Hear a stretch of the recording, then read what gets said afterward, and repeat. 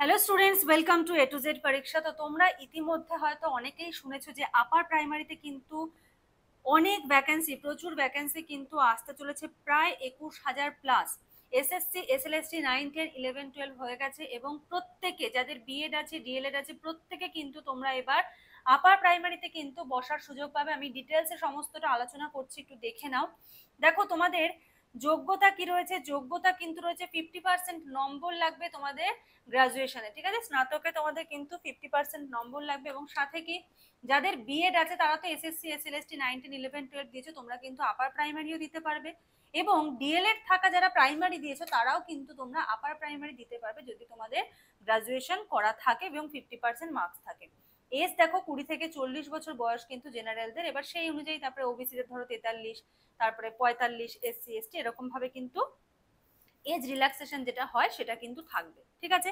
বেশি ডিটেলসে টেনের ভিডিও লম্বা করব না, তো যেটুকু ইনফরমেশন তোমাদের এক্সামের প্রিপারেশনের জন্য জানা দরকার সেটুকু এক্সাম ইনফরমেশন তোমাদের কিন্তু দিচ্ছি। আচ্ছা, পরীক্ষা পদ্ধতিতে দেখো কি কি রয়েছে।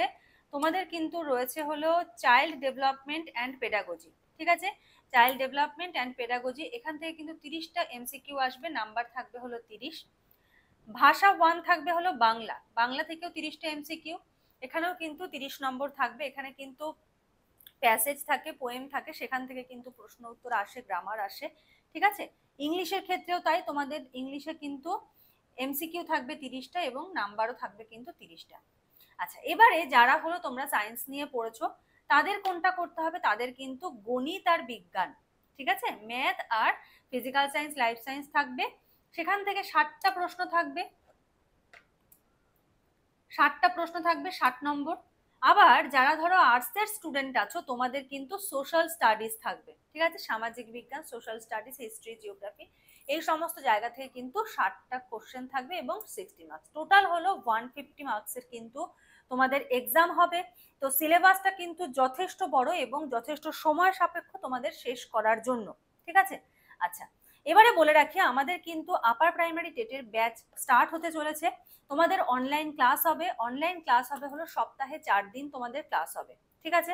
ফিস হলো ওয়ান টাইম 1199 প্রথম 30 জন স্টুডেন্টের জন্য।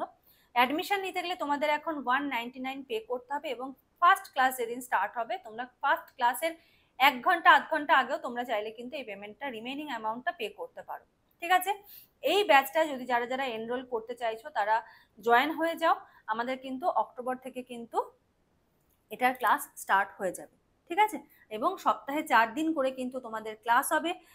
দেখো এই যে এইটুকু ইনফরমেশনের জন্য অনেকে দেখবে একদম 20 মিনিট 25 মিনিটের একটা করে ভিডিও বানিয়ে ফেলে।